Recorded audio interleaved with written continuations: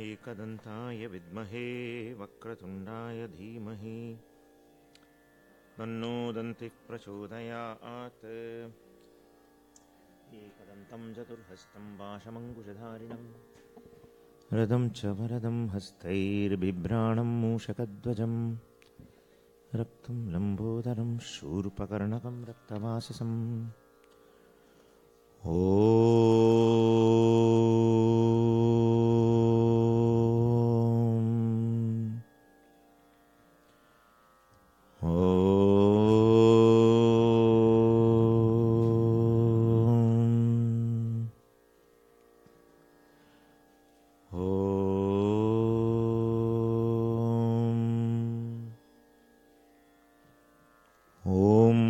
भद्रं कर्णेभिः शृणुयाम देवाः भद्रं पश्येमाक्षभिर्यजत्राः स्थिरैरङ्गैस्तुष्टुवागं सस्तनूभिः व्यशेम देवहितं यदायुः।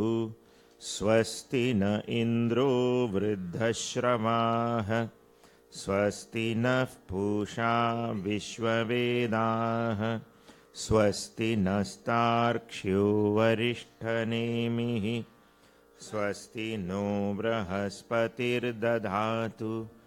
ॐ शान्ति शान्ति शान्तिः।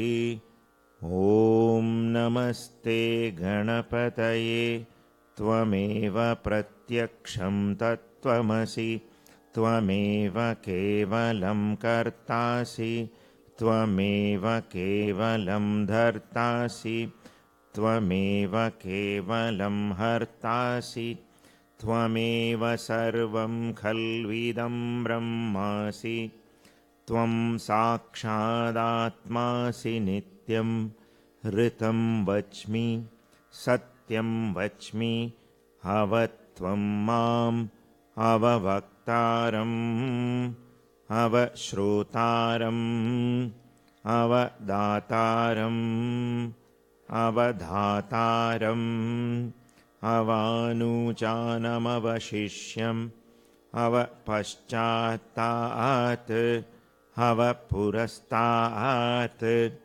अवोत्तरात्तात् अवदक्षिणात्तात् अवचोर्ध्वातात्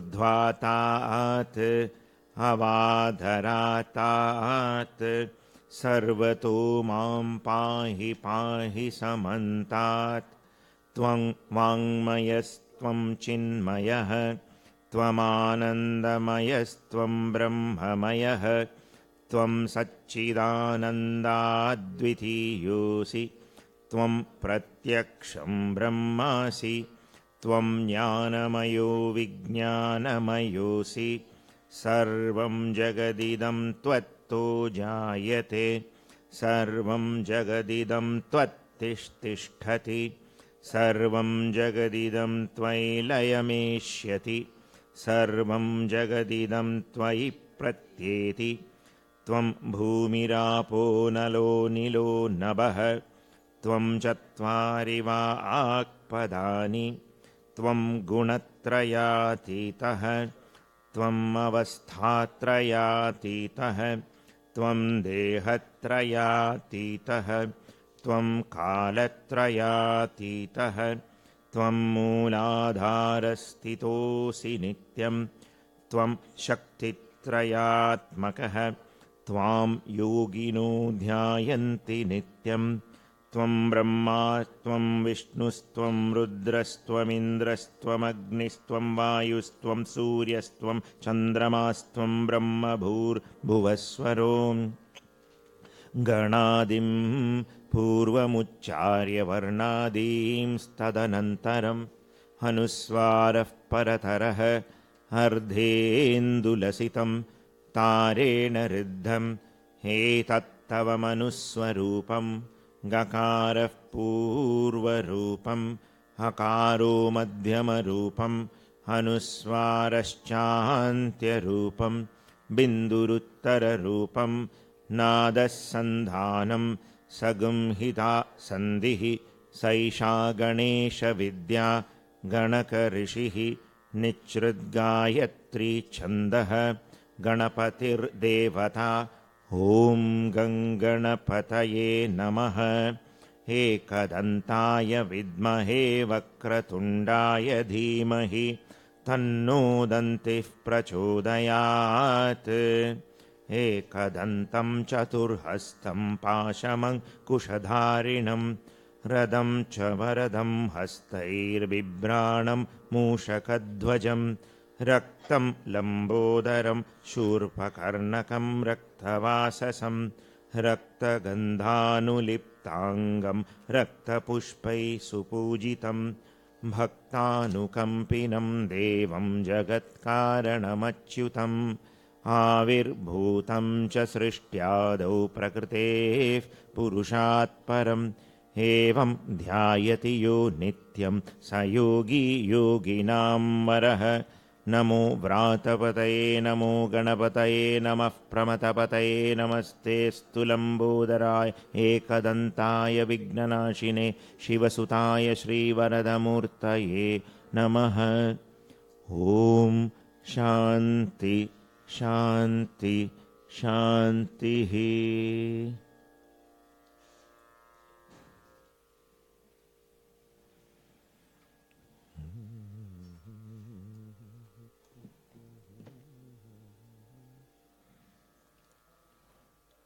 ॐ गणपतये नमः।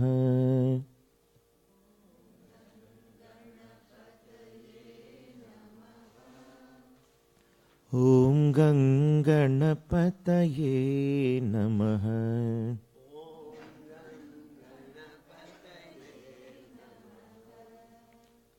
ॐ गणपतये नमः।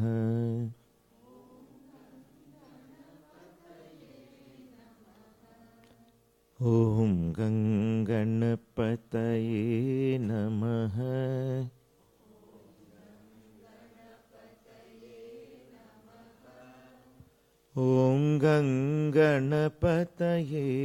नमः।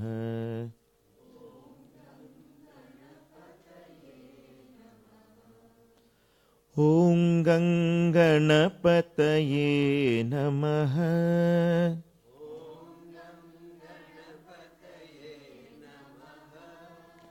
ॐ गणपतये नमः।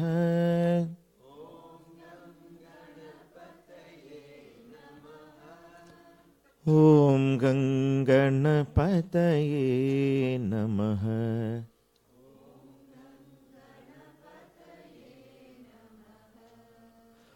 ॐ गणपतये नमः।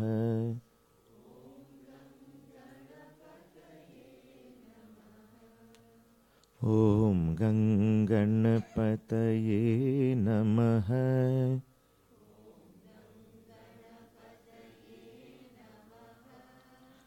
ॐ गणपतये नमः।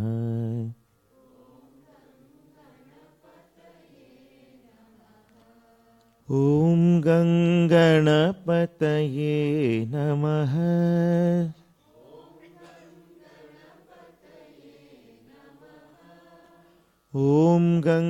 ॐ गणपतये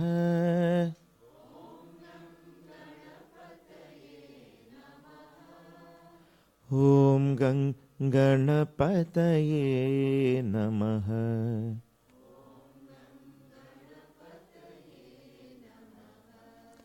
ॐ गणपतये नमः।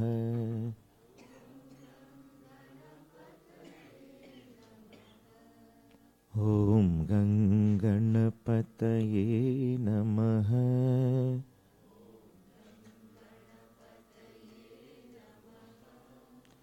ॐ गणपतये नमः। ॐ गणपतये नमः।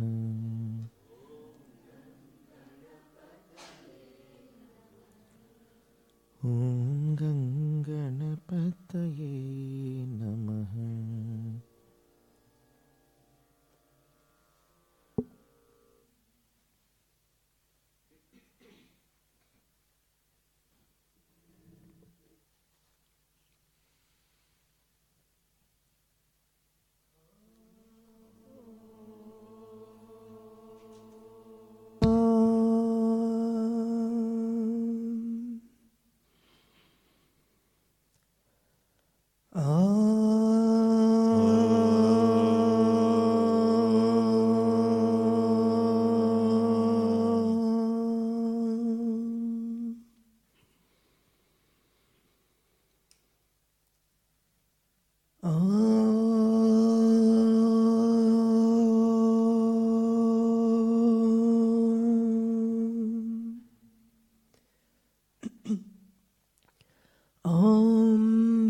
Bhadram karneभिः शृणुयाम देवाः Bhadram पश्येमाक्षभिर्यजत्राः स्थिरैरङ्गैस्तुष्टुवागं स्वस्तनूभिः व्यशेम देवहितं यदायुः स्वस्ति न इन्द्रो वृद्धश्रवाः स्वस्ति न पूषा विश्ववेदाः स्वस्ति नस्तार्क्ष्यो अरिष्टनेमिः स्वस्ति नो बृहस्पतिर्दधातु ॐ शान्ति शान्ति शान्तिः.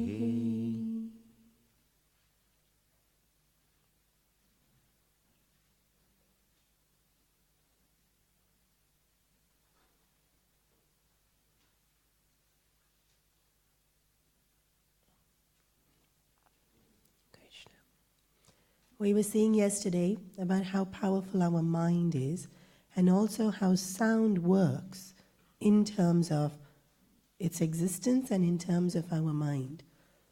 Puja Gurudev has given us the definition of our mind as a flow of thoughts. And to put it in a very simplistic way, thoughts are sentences in our heads. Puja Gurudev also defines thoughts to be more precisely as consciousness plus objects.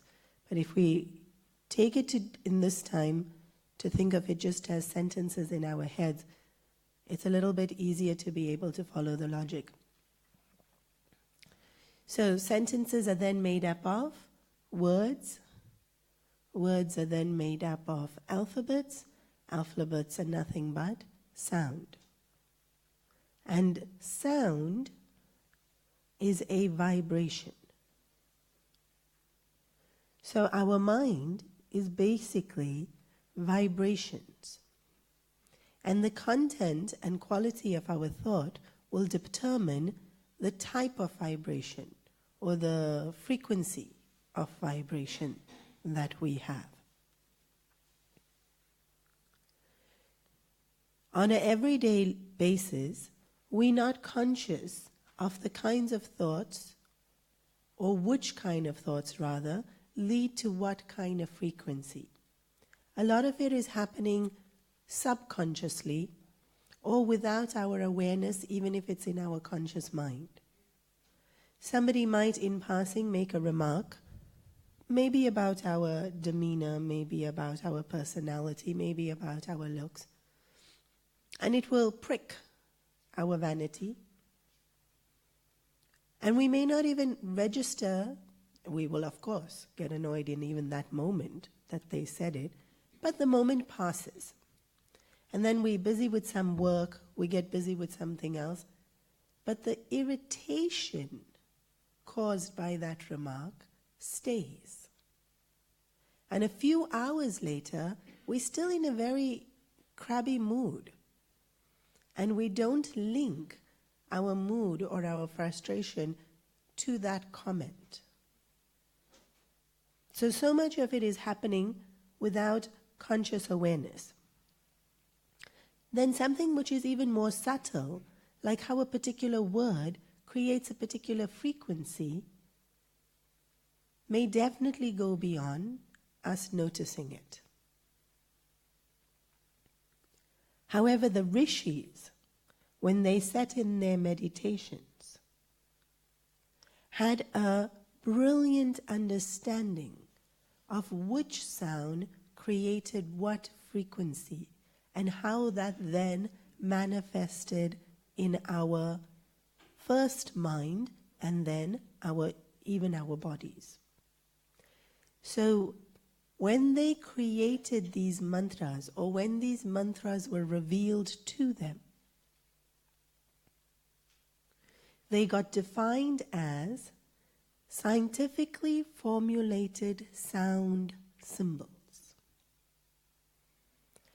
The sound that was, the sounds put together to create one mantra. The mantra we're looking at here is Om Gam Ganapataye Namaha. Is very deliberate. It's not that it's just Ganesha's name. Each letter creates a particular frequency, and said together will then create a more intense form of that frequency. So all the mantras, when we chant, the frequency of our mind changes and helps us tap into the latent power that is already within us. So to give you an example, any word creates desire or identifies with a concept, but a lot of words do create desire. If I say holiday, it creates desire. After a week of waking up early, if I say sleep in,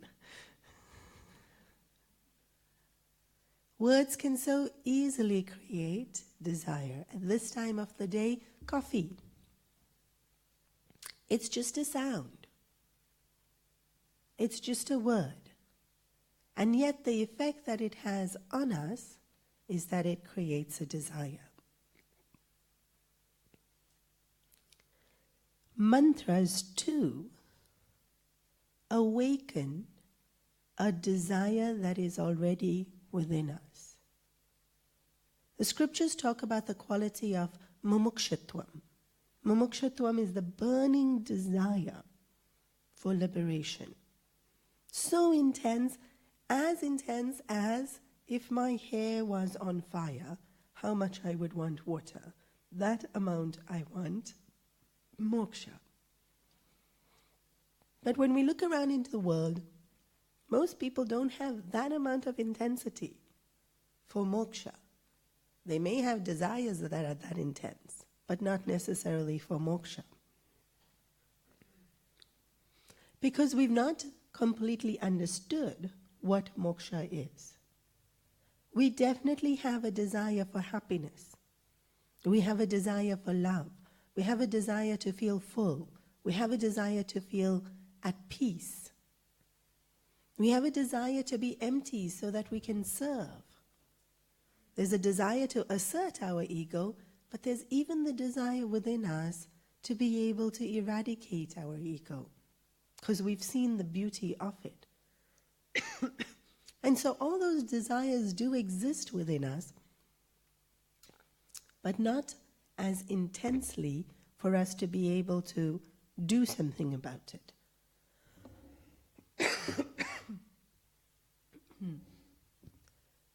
Mantras are formed in a way to awaken these desires within us. The desire to practice and be embodiments of virtues. The desires to be able to have discipline and control the senses and control our minds. And so the frequency that gets created by the mind when we chant it enlivens those desires which are sattvic and spiritual. Whereas when the mind is just left on its own, whatever vasana that manifests at that point will dictate which desire we have. And it can be extroverted, it can be tamasic. But if I continuously chant the mantra and tune into those desires within me which are more sattvic, it helps. The consistency of the chanting helps maintain and keep the desire to involve more prominent. Because our mind just works in the sense that it's certain things come into the forefront, and then whatever we're experiencing at that point in time, those things slowly fade away into the back, and whatever's present now comes into the forefront. So You may know something, or you may have a particular memory, but it gets pushed away to the back. Many times, even in a Vedanta class, sorry, can we dim these ones? And it's a little bit distracting. Many times, even in a Vedanta class, when the speaker says something, we knew that, but it had gone somewhere in the back of our mind, and we hadn't been practicing it for a very long time. So, japa creates a particular frequency, and our consistent repetition of it maintains that frequency. So if we do it once, we may not have enough momentum of that frequency for it to register. The mind still has so many different thoughts. Our functional thoughts, our daydreaming thoughts. We see something, it makes us think about whatever that thing is or whatever we relate it to. So because the mind is so full and because it's so easily distracted, when we do japa, it has to be consistent, repetitive, and on a regular basis.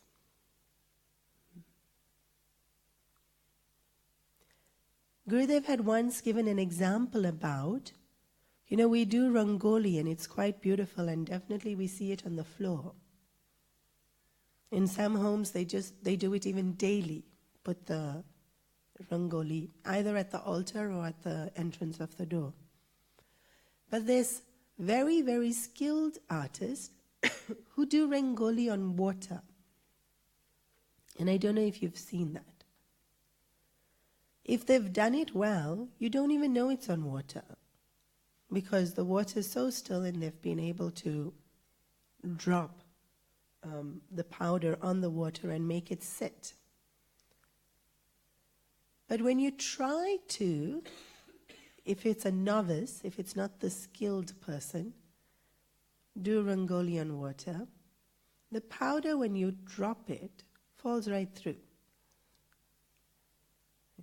You can see most people doing that, right? If you drop anything in water, if you don't have that level of patience and skill, the powder's just going to go right in.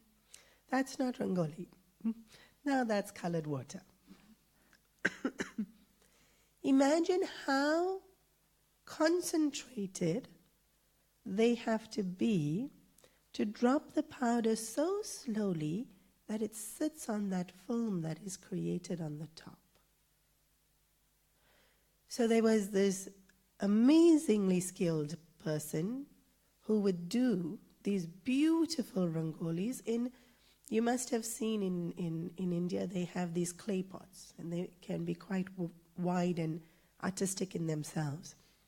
So he had an exhibition and he invited Gurudev, and whenever Gurudev went anywhere, he had quite an entourage with him. Devotees following along who just want to be in his presence, want to see what's he doing, what's he saying, who's he going, who's he meeting. And so this artist had spent possibly the entire day creating this one Rangoli in this trough. Gurudev standing there and truly appreciating the skill with which it's done. One devotee had gone along with Gurudev. So many people around, not gotten a chance to glimpse over and get to see what was so exciting, suddenly thinks it's so hot in here, switches on the fan.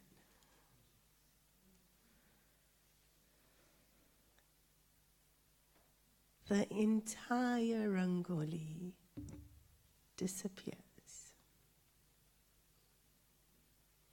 Our minds is like that surface of water.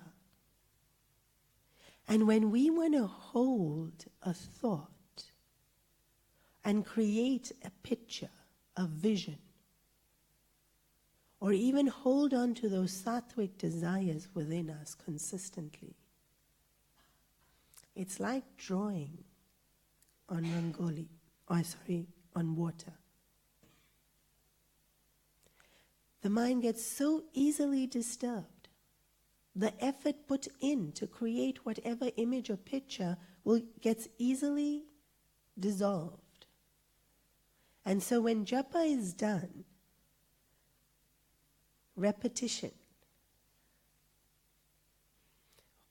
the repetition creates enough momentum of the vibration. And then regularity. So even in one sitting, as trained as the mind is, we'll be able to become concentrated that more quickly and stay concentrated.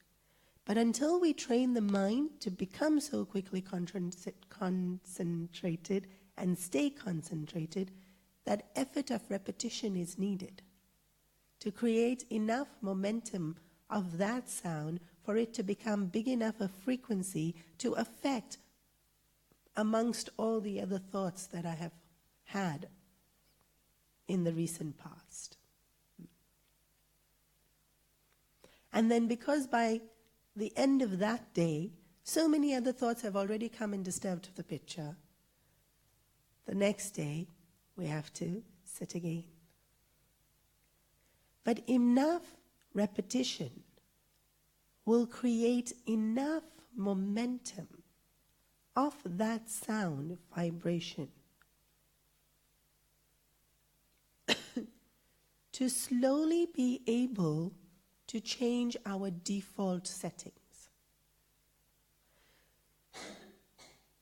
So even right now, whatever we have strong tendencies for, strong desires for, exist within us as thoughts. And then those thoughts, like I said, come into conscious, go into subconscious, come back into conscious, go into subconscious. They can be particularly strong and dictate our personality or our tendencies.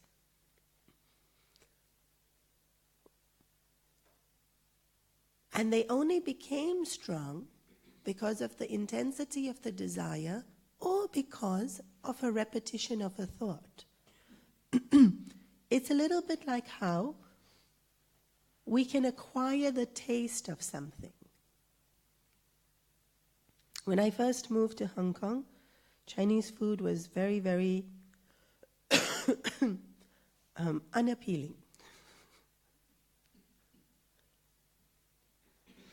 But if you live in Hong Kong, you will get it very regularly. Each person as excited as the previous one. I brought you Chinese. After enough exposure to it, it becomes familiar. Even more exposure to it, becomes accustomed. Long enough, you even like it.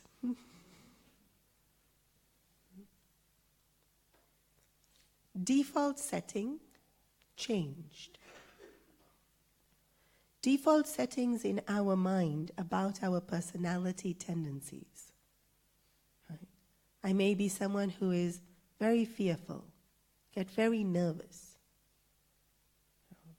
I may be someone who's unattentive, in my own world daydreaming. I may be someone who is too attentive,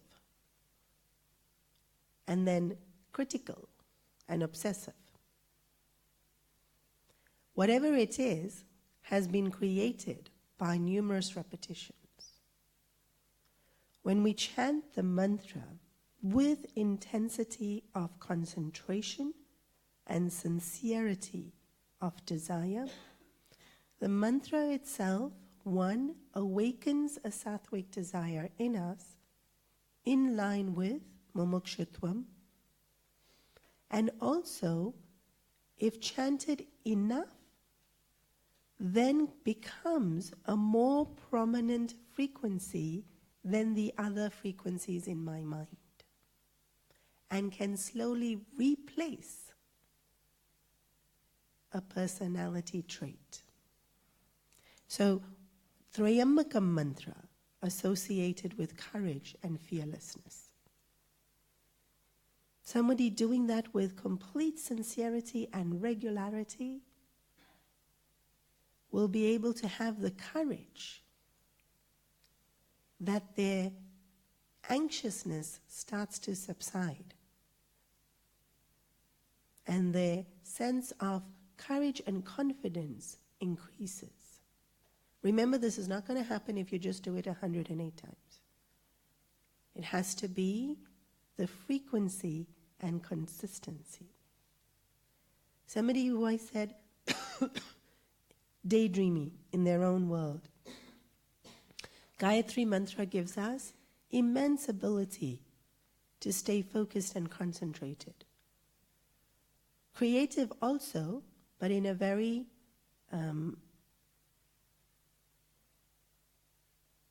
what's the word?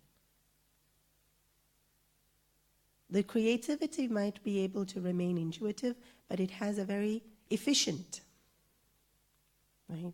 There's productivity in the thought process of even my creativity. So somebody who sincerely, and that's why Gayatri Mantra especially, we teach it to the kids before studying, can develop a lot more presence, becomes less careless, more responsible. Just because that's now the frequency at which the mind becomes habituated to. If I keep chanting it, that's the frequency. Responsibility, alertness, concentration is the frequency that's now the default setting in our minds.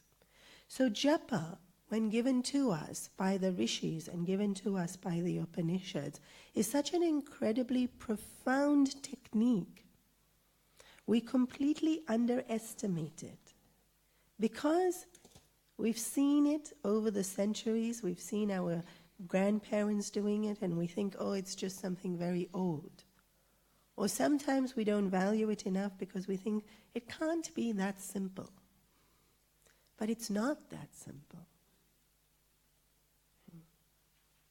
It requires anything that helps us to excel requires consistent effort. Even if you see athletes who are training, it's not like they're doing highly different exercises every day. They're doing that same exercise routine every day, or more or less the same exercise routine. So here too with japa, the other reason people tend not to think it's important is the repetitiveness of it can become boring. And so we think, no, give me something else to do. But the something else is not going to have the same profound impact on the way our thoughts change. So earlier I had said that our mind works in terms of sound and form. And so the sadhana of japa is definitely related to sound. And we saw a bit of it yesterday when talking about Om, and today a little bit more. And today what I've been elaborating on is, because Upanishad now gives us two mantras, one of which we read yesterday, Om Ganapataye Namaha, and I had briefly indicated at, Gam is a Bij mantra. Bij mantras are more compact and more potent. And I'm not going to elaborately go into them, but this particular Bij mantra is extremely safe. Anyone can chant it without much negative ramifications. Gam is a very, very safe Bij mantra to say. However, there are other Bij mantras which they're not that it's unsafe or it's harmful, but need to be done with the guidance of a guru. And the simplest way to explain this is, If an adult takes Panadol, it will have an effect, but not a negative effect. If you give that same dosage to a child, the child will feel uncomfortable because the dosage is too strong. So sometimes with Bij mantras, because they're so potent, guidance is required in how we practice them. When we live lives that are extremely extroverted, the mind is not able sometimes to hold that much of energy, and it can become uncomfortable. But Gam Ganapataye is extremely safe, and so we need not go into the whole topic of what are the different Bij mantras and how do they work at some other occasion. Then the next mantra that's given to us is the Ganapati Gayatri. Ekadantaya vidmahe Vakratundaya dhimahi Tanno dantif prachodayāt.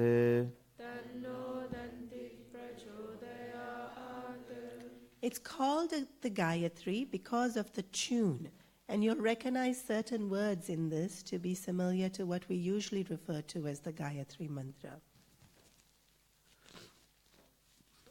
But Gayatri is actually the tune, the name of the meter, means the name of the tune. So Sanskrit works in that most things are sung. Most things are not prose in Sanskrit. And so since they're going to be sung, the number of syllables in the line will determine the kind of tune. The tune of Gayatri, extremely sacred, even in the Gita, when chapter 10, when Sri Krishna is describing the different aspects of the world and how he exists in what is the best. So in the mountains, he's the Himalayas.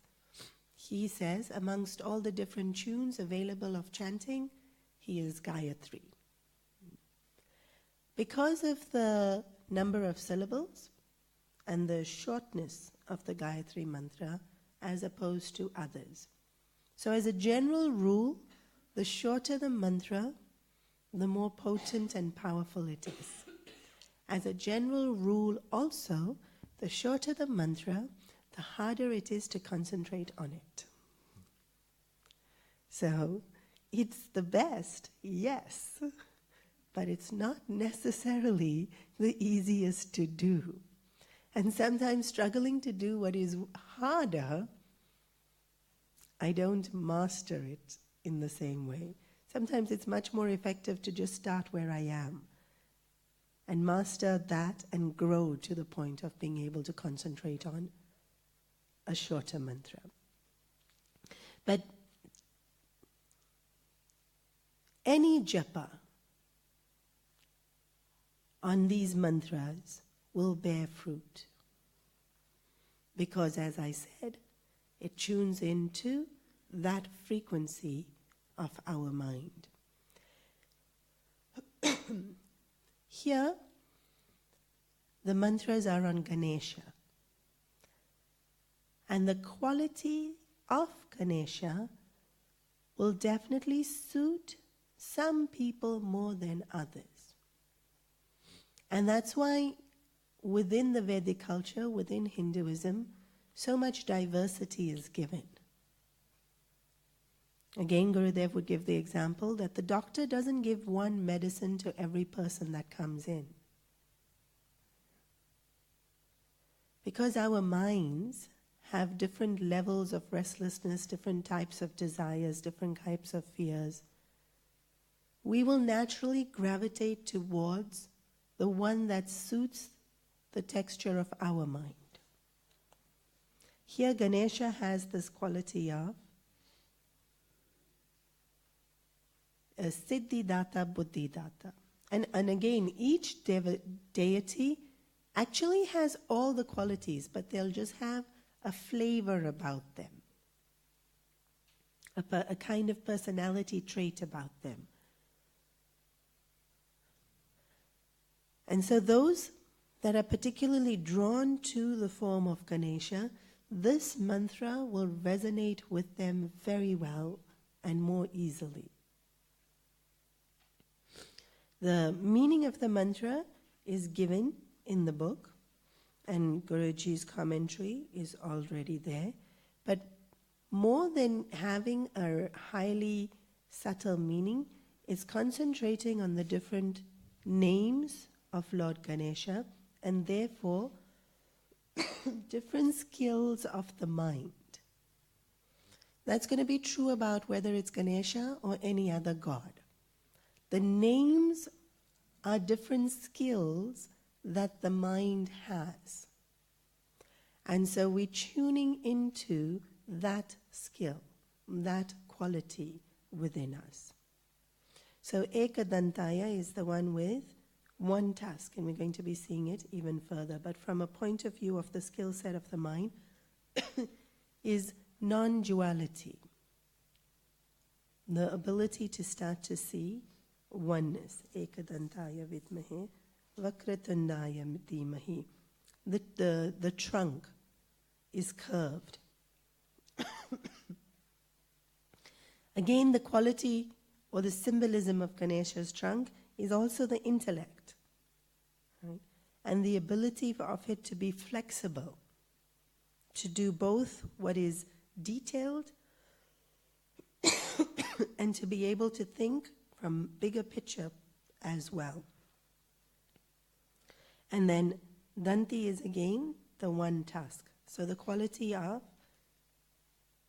non-duality, but also the ability to use, to make use of. Now these names, we can see just the form in us. When the mantras have these names, the names are sound, and so the mind is working in terms of sound.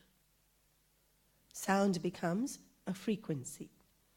Put all together, a very specific frequency. So one name may not create the frequency as clearly. You know, in the old days when they used to have the radios and they would turn the knob, you can hear it, but there's still a lot of static.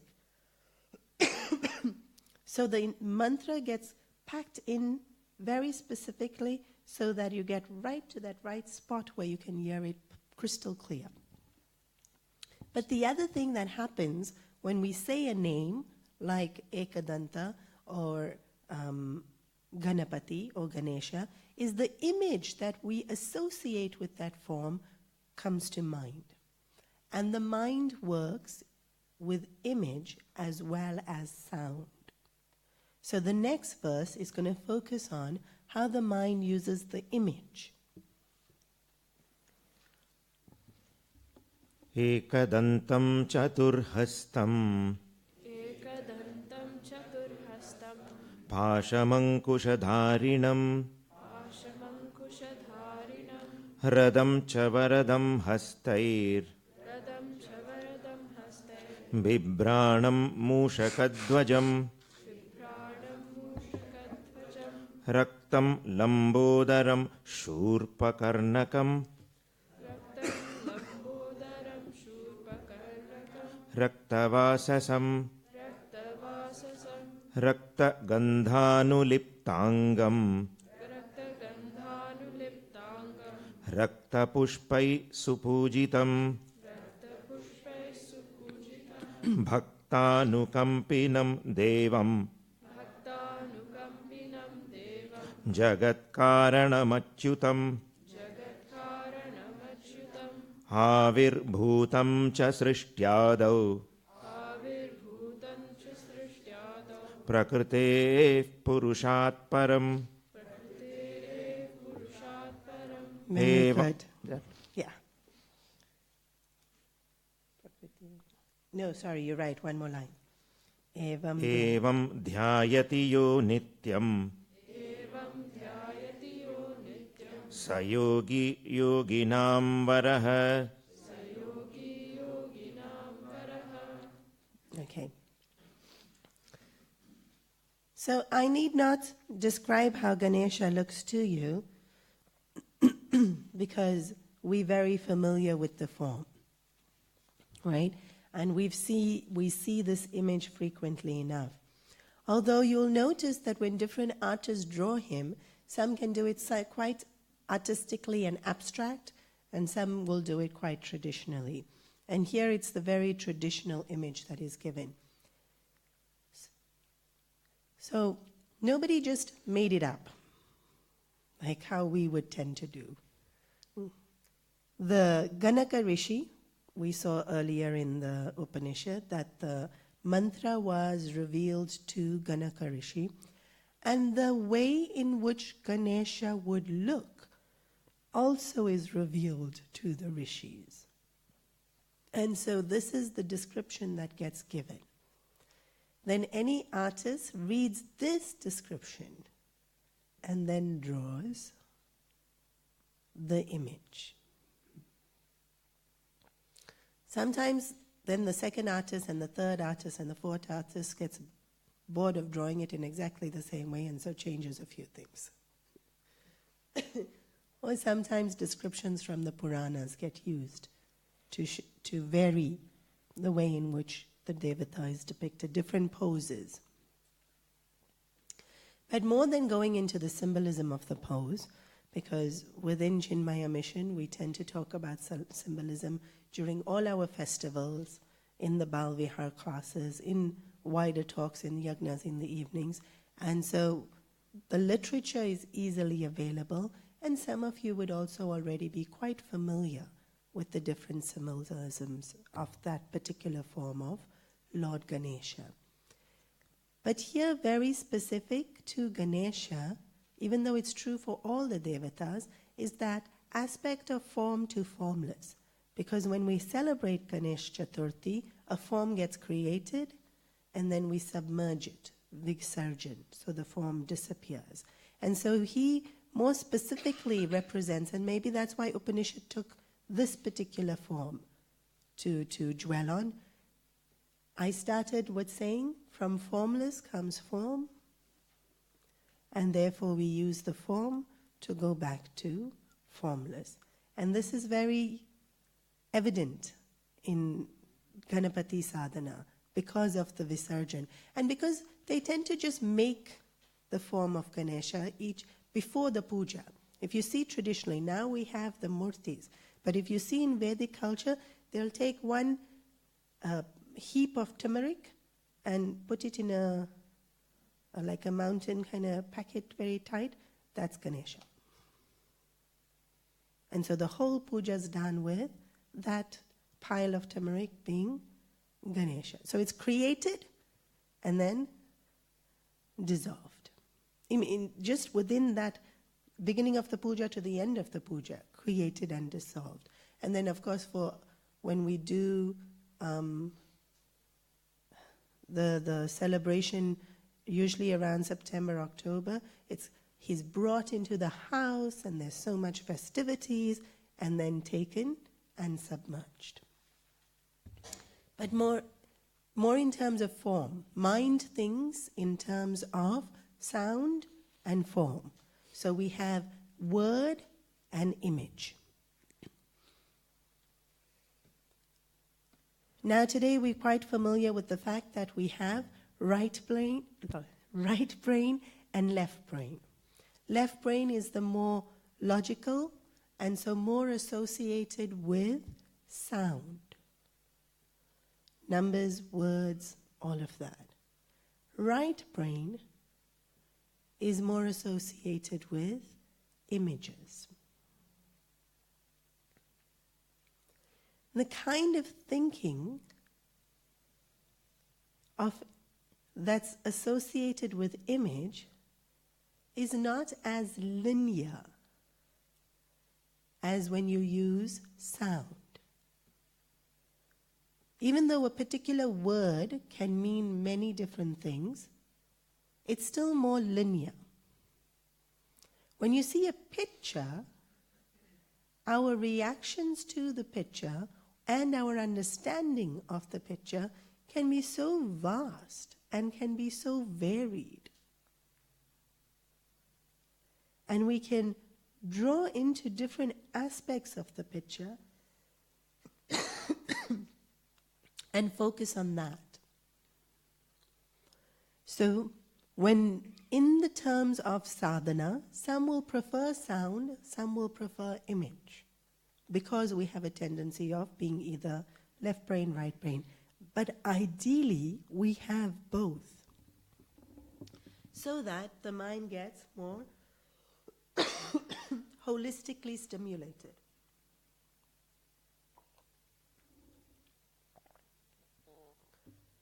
When I see the image and say the sound or the word, then more aspects of the mind is being used and awakened. And it happens automatically. The minute we say a word, it brings to mind a form. But in japa and in sadhana, we want to try and hold that form there. Because our mind is such, it's like that water, remember? It's dung there 1 minute and chung gone to the bottom at the next. Or just becomes blurred colors the next moment. But in terms of the sadhana, we want to be able to keep that form there. Now what happens when we keep a particular form in mind for an extended period of time is that it slowly seeps into subconscious. Words also go into subconscious, not that they don't. But the language of the subconscious is far more imagery. And that's why we talk about samskars in our culture. Why do we have this big festival for every occasion? Because that image goes into subconscious. It becomes, the memory of it is what I see.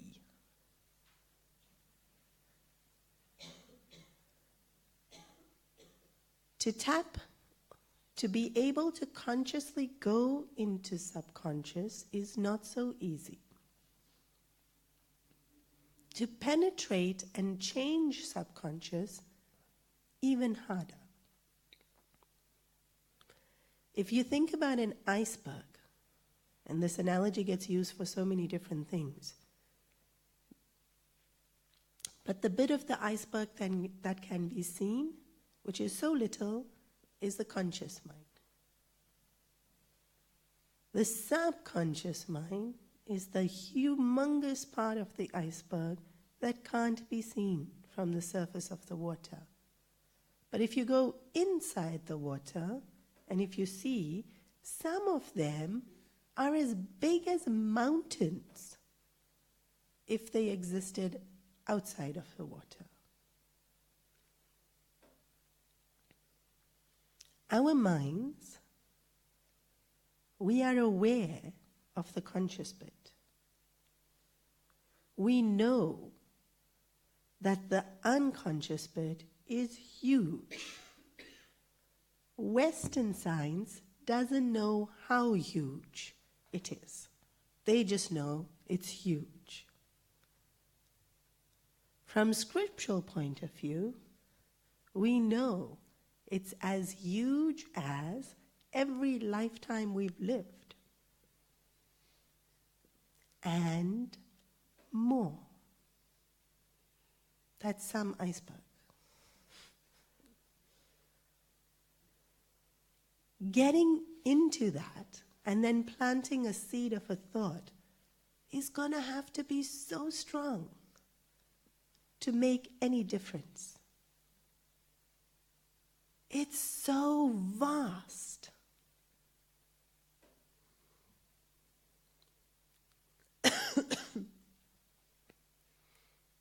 And so these images get created. Because images stick in the subconscious mind far quicker than words. And if I'm able to understand the image and associate it with the philosophy that I understand, then that image that's gone into subconscious is more potent and going to have a wider effect.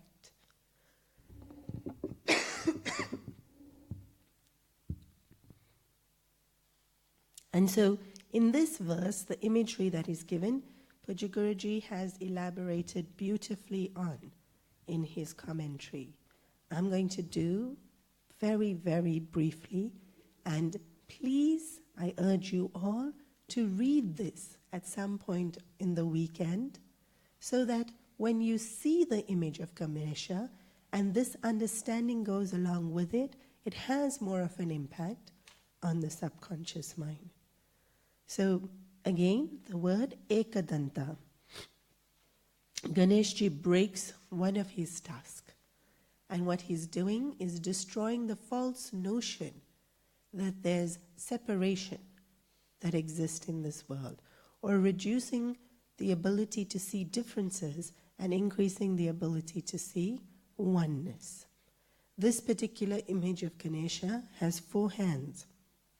And so if you turn the page,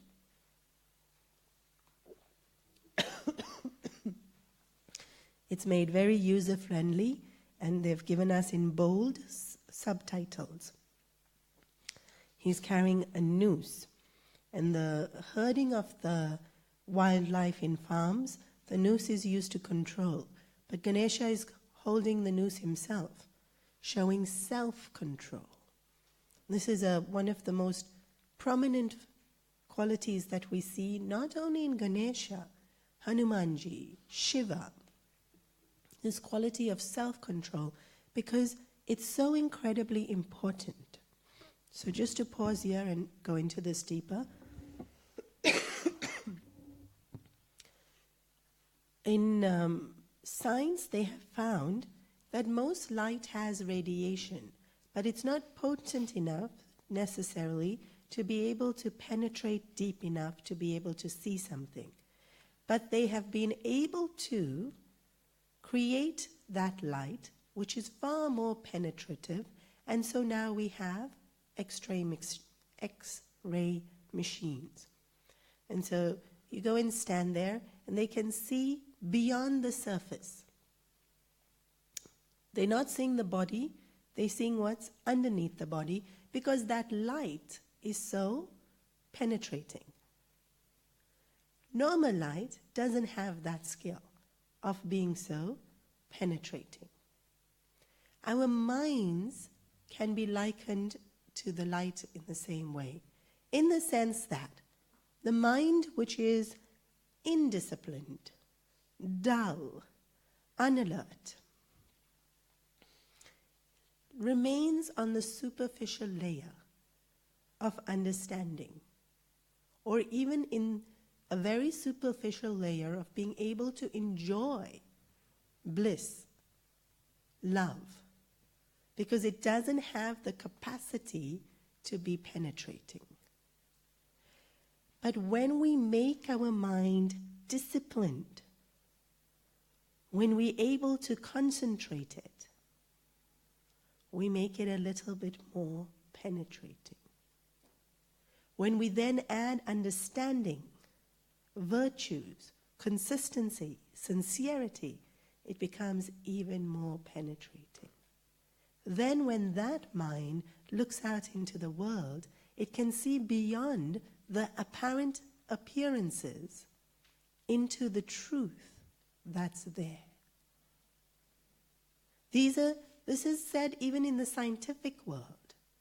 Truths of the universal laws that, like gravity and that Archimedes theory. So to see all of that, to see how it's all working so beautifully. And if we make the mind even more disciplined, even more concentrated, even more pure, we can see the truth in its essence, not just in its capacity to function and work and hold creation together, but what it is without creation itself. And so this whole sadhana techniques that have been explained from Om onwards is helping us make our mind penetrative. Using mantra and using these symbols that get created through imagery. So he's holding the noose, and he's holding a modak, which represents sweetness, which represents joy. And his hand is up. His hand is up as a blessing.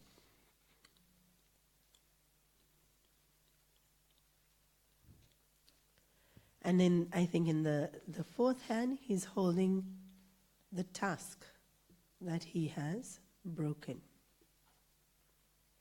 In this particular image, Ganeshji has a flag, and on the flag is the mouse.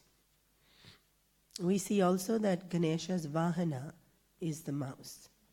The mouse being an instrument. So many Puranic stories of how this mouse came into being, but basically negative tendencies that have been controlled within the mind to make the mind worthy of being an instrument to use in the service of the Lord is what the mouse represents. His big belly is the ability to digest whatever comes his way. His ears, we have seen, is for the capacity to listen. The color red is associated with Ganesha, as with Devi, as with Hanumanji. The color red is blood, life, or it also passion, also it's strength, power, Shakti. Guruji's not elaborated too much on that one, but in symbolism, in Hinduism, and in other literature we can find. And then it's talking about the things that we use for puja, like sandalwood and which flower. Each aspect of the puja, there's an immense science to it. It's interesting that if you look at people who are fond of the qualities of Ganesha, might be, and I'm not giving an actual example because then people want to judge that, oh, you like Ganesha, you like this. So this example is not a true example. Let's say people who like Ganesha have a tendency to be stubborn. It's not a truth. I'm making it up. Please do not repeat this. Then the flowers that get used in Ganesh Puja, if you look at it in terms of aromatherapy or Bach flower essences, usually have the quality of introducing more flexibility in thought. There's so much thought put behind which flower gets used, which grass gets used, which color gets used. It's not ad hoc. It's all extremely scientific. Today now, because Bach flowers are more acceptable and aromatherapy is more acceptable, we can slowly start to understand this personality type needs this to support it, needs this to supplement it. So the whole puja viji that gets described is a science in itself. And so those recommendations are being given. And then this last final verse of Upanishad is a series of names of Lord Ganeshas, again describing him and the attributes associated with him. Namo Vratapataye, Namo Ganapataye, Namah Pramatapataye, Namaste Stulambodharaya Ekadantaya, Vignanashine Shivasutaya, Shri Varadamurtaye Namaha. In this part of Ganapati Atharvasirsa, we could go into the symbolism of Ganesha, and we could even go into the various Puranic stories and the symbolism of those. However, I chose to remain more at an Upanishadic level than to come down to the Puranic level and the symbolism, to keep in the spirit of morning classes. But please do read over the weekend what Guruji says. Each name of Ganesha related to some story about him, and so a quality that is associated with him.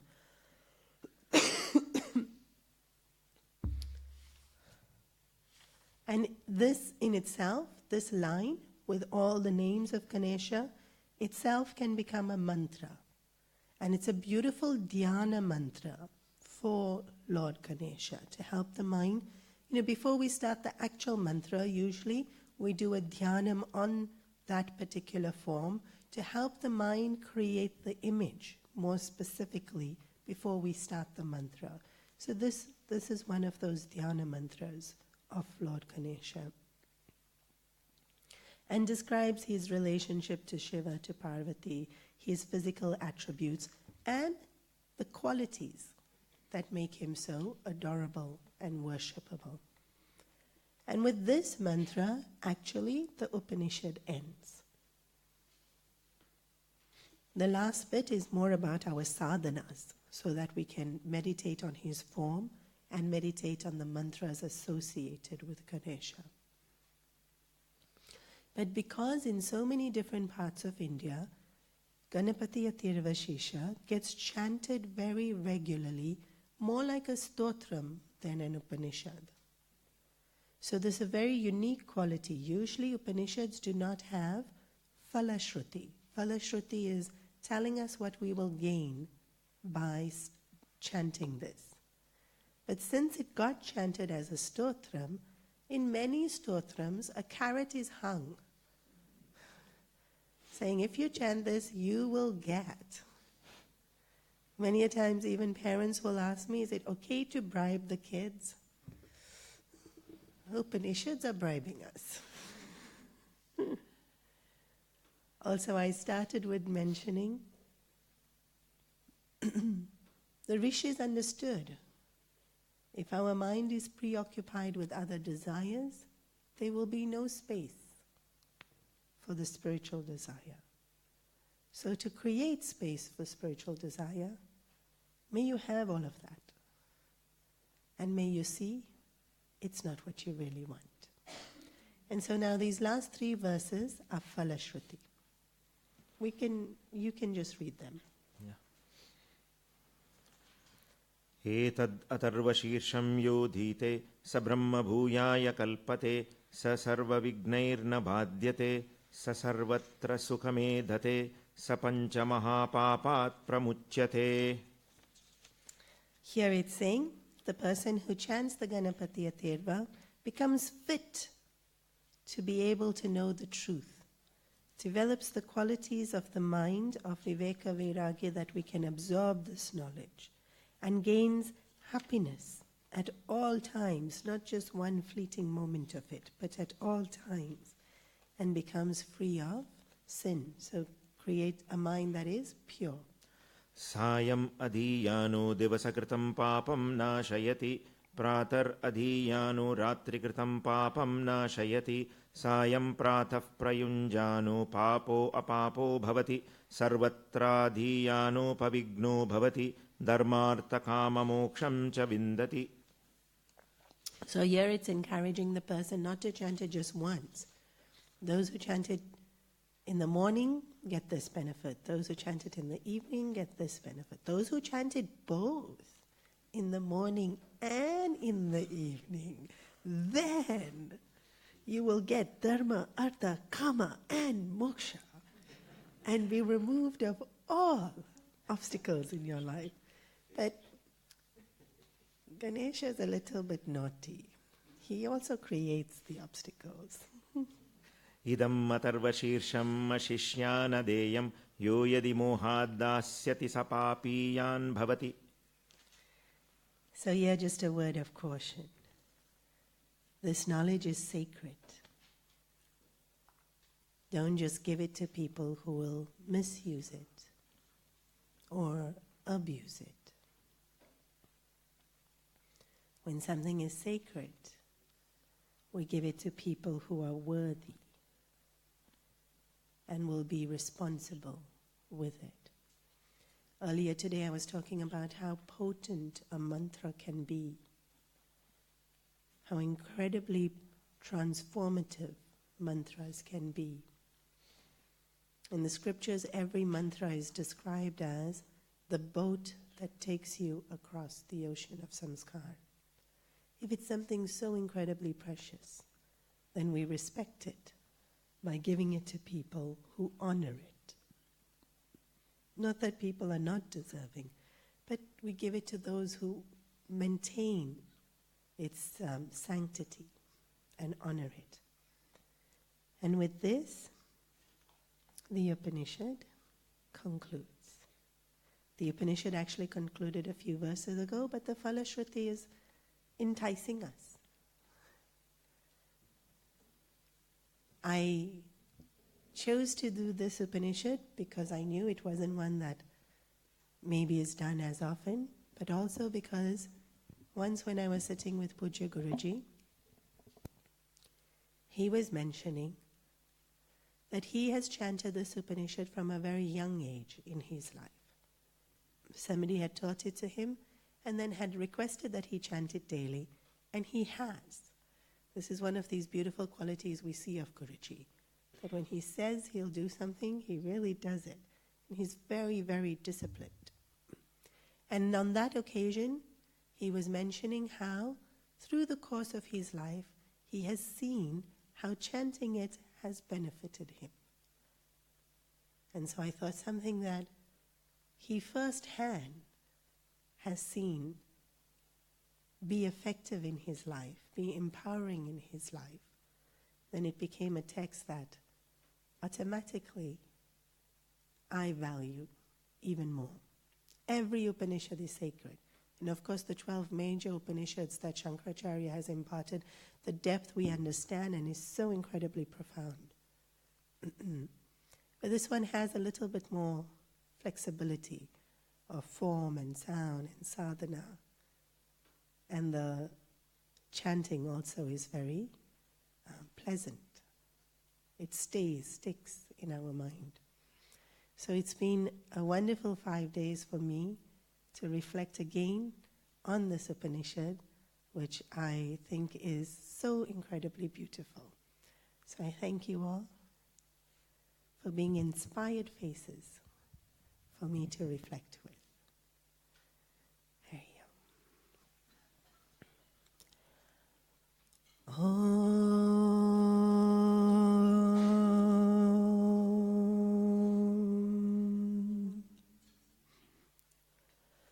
Purnamada Purnamidam Purnat Purnamudachyate Purnasya Purnamadaya Purnameva Vashishyate. Om Shanti Shanti Shanti. Hari Om Shri Gurubhyo Namaha. Hari Om.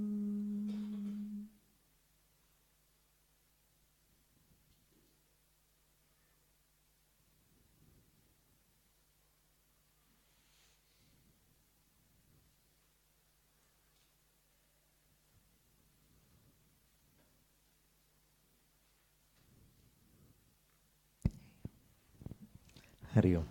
It's now my pleasant duty to thank Swamini Ji on behalf of Chinmaya Mission UK.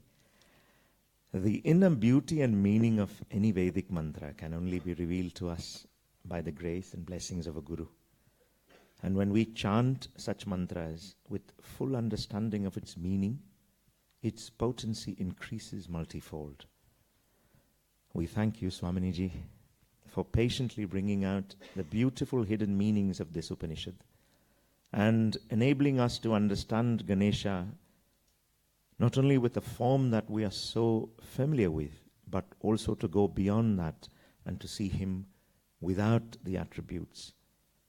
Thank you also for providing us with capsules of sadhana for us to practice, assimilate, and meditate upon, so that we can truly awaken our sattvic desires and propel us towards spiritual progress and moksha. I should take this opportunity to thank the Guru Parampara also for bringing you here, and you personally for sharing this knowledge so lovingly with us. The absolute last verse of this Upanishad actually says, Sa sarva vidbhavati, ya evam veda ityupanishad. He who knows in this way the true nature of Ganapati, as said in this Upanishad, knows all. So we are supposed to know all, thanks to Swamini. Before I leave you, we have the opportunity to offer our gratitude and pranams to Swamini, who will be seated here and give out prasad pustikas that have been kindly sponsored by Chitraji Balasingham. And those of you in a hurry, there is a sevak outside who will be handing out these prasad pustikas also. Hari Om. And thank you for being with us all throughout this 5 days. Hari Om.